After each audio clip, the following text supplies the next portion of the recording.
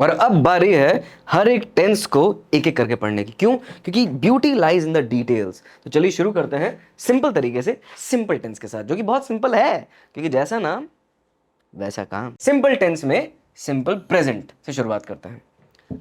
याद रखिएगा हमेशा किसी भी कॉन्सेप्ट को समझने के लिए ना कोई बहुत सिंपल सा और बहुत ही ब्यूटीफुल सा अपन को एग्जाम्पल शॉर्टलिस्ट करना चाहिए, क्योंकि एग्जाम्पल जब शॉर्टलिस्ट कर लेते हैं ना तो उसे ब्रेक डाउन करने में आसानी होती है। तो यहां पे अपन एग्जाम्पल लेते हैं ये वाला, रोहन प्लेज फुटबॉल। क्या क्या है यहां पे हमारे पास? रोहन जो कि सब्जेक्ट है, प्लेज जो कि वर्ब वन फॉर्म में है, मतलब V1। फुटबॉल हमारा ऑब्जेक्ट है। अब यहां पे किसी को क्वेश्चन आ रहा होगा प्लेज क्यों है, तो यहां पे हमें ये समझना पड़ेगा कि यहां पे सब्जेक्ट वर्ब अग्रीमेंट के हम एक रूल की बात कर रहे हैं।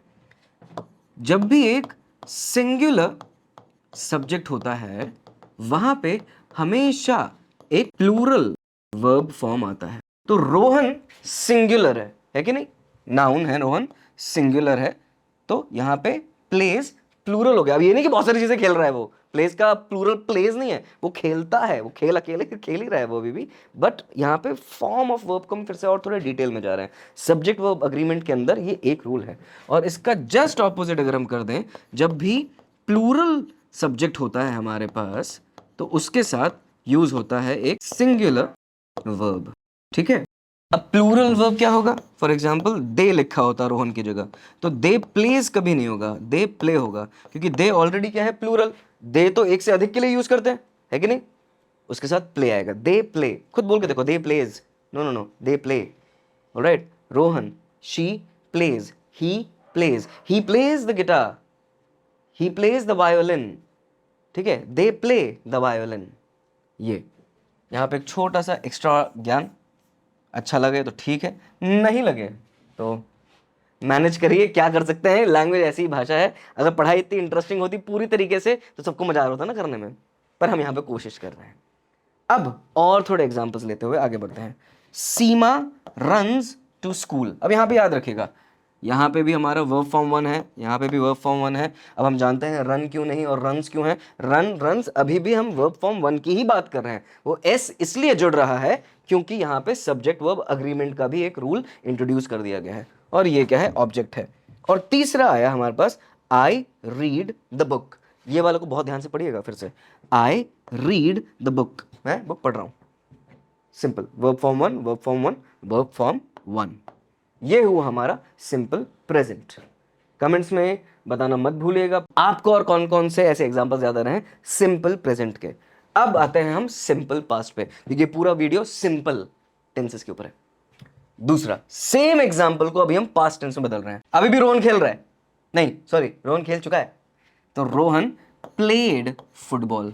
यहां पे सीधा सीधा हमारा V2 फॉर्म आ गया। ठीक है? फिर से सब्जेक्ट है हमारा, ऑब्जेक्ट है हमारा, V2। अब यहां पे एक और चीज याद आ रही होगी आपको, मैंने पहले ही बोला था कि verbs are the backbone of any sentence and they are very crucial in trying to determine what tense we are talking about. मतलब टाइम के साथ रिलेशनशिप एस्टैब्लिश करने के लिए वर्ब इज एवरीथिंग। देखा आपने, रोहन कुछ नहीं बदला, फुटबॉल कुछ नहीं बदला, प्लेड तो प्लेस का V1 V2 में तब्दील हो गया। तो वहां पे क्या बदला पूरे सेंटेंस में? सिर्फ और सिर्फ वर्ब बदला, तो V2 फॉर्मेट यूज हो गया क्योंकि पास्ट टेंस की बात कर रहे हैं। एक और example, Seema ran to school. Same चीज, ये ऑब्जेक्ट है, ये सब्जेक्ट है, सेम, रैन अगेन V2। आई, मैंने आपको बोला था ना, ध्यान से रखिएगा, रीड द बुक नहीं है, स्पेलिंग सेम है बट प्रोनाउंसिएशन अब बदल चुका है, आई रेड द बुक। और यहां पे एक छोटा सा और आपको कॉन्सेप्ट बताता हूं, जब भी रीड और रेड स्पेलिंग जब सेम हो बट उसके प्रोनाउंसिएशन में अंतर आ जाए तो हम इन्हें बोलते हैं होमोनिम्स।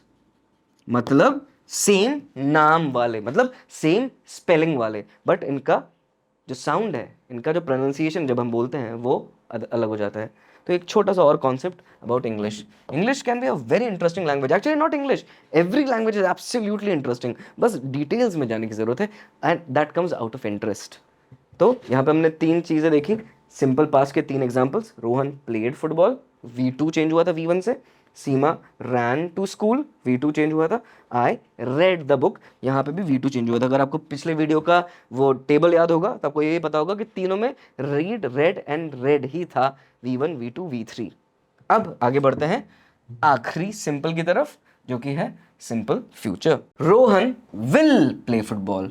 मैंने आपको पहले ही बताया था कि वर्ब्स में V1 V2 मतलब पास्ट और प्रेजेंट के लिए वर्ड्स हैं, बट फ्यूचर के लिए ऐसा कोई तीसरा V8 या 9 नहीं आता है, तो वहां पे हमेशा चाहिए हमें विल। तो यहां पे सब्जेक्ट आया प्लस विल आया प्लस V1 आया, वापस हम V1 पे आ चुके हैं। रोहन विल प्ले फुटबॉल, अब विल आ चुका है ना, इसीलिए प्लेज की जरूरत नहीं है। सब्जेक्ट वर्ब अग्रीमेंट इस विल की वजह से ऑलरेडी एस्टैब्लिश हो चुका है। तो सिंपल प्रेजेंट से हम सिंपल फ्यूचर के बीच में डिफरेंशिएट अगर करना चाहें तो ये वर्ब पे फिर से खासा ध्यान देना पड़ेगा। वहां पे प्लेस था, यहाँ पे प्ले ही रहेगा, actual original V1 without any changes, क्योंकि विल हमारे पास ऑलरेडी सब्जेक्ट वर्ब एग्रीमेंट को एस्टैब्लिश करने के लिए हेल्प कर रहा है। तो अब हम फॉर्मूले के हिसाब से देखें तो subject plus will plus V1 plus object, कहानी खत्म, कहानी खत्म। दो और examples, Seema again will run to school, run V1 है, आई विल रीड, यहां पे प्रोनाउंसिएशन का सिर्फ खेल है, आई विल रीड। इसके साथ हमारा सिंपल टेंस है वो खत्म हो चुका है। हमने ये जाना कि किस तरीके से सिंपल प्रेजेंट में subject plus V1 plus object होता है, सब्जेक्ट वर्ब एग्रीमेंट को ध्यान देते हुए। पास्ट टेंस में होता है, सिंपल पास्ट में होता है subject plus V2 plus object, जो भी वर्ब था उसका past form, and simple future में subject plus will plus V1 जो प्रेजेंट फॉर्म ऑफ वर्ब था, ओरिजिनल फॉर्म था, प्लस ऑब्जेक्ट। इसी के साथ हमने ये समझ लिया, ये जान लिया कि सिंपल टेंसेस के अंदर प्रेजेंट, पास्ट और फ्यूचर किस तरीके से एक्ट करते हैं। और बहुत ही सिंपल था। कैसे पता चलेगा मुझे? जब आप कमेंट्स में अपने अपने एटलीस्ट 2 एग्जाम्पल्स अलग अलग वर्ब्स के साथ, वर्ब्स को बदलते रहिएगा, अलग अलग वर्ब्स के साथ आप कमेंट्स में उन्हें मेंशन कर दे। मैंने आपको बोला है, आई प्रॉमिस यू कि मेरी निगाहें हमेशा कमेंट्स में बनी रहेंगी। प्लीज़ यार कमेंट्स करिए, बातचीत करते हैं, क्योंकि after all we are trying to learn a language here as a skill. Thank you so much for being with me. मिलते हैं कंटिन्यूअस टेंसेस क्या होते हैं उसको जानने के लिए इन द नेक्स्ट वीडियो। तब तक के लिए बाय बाय।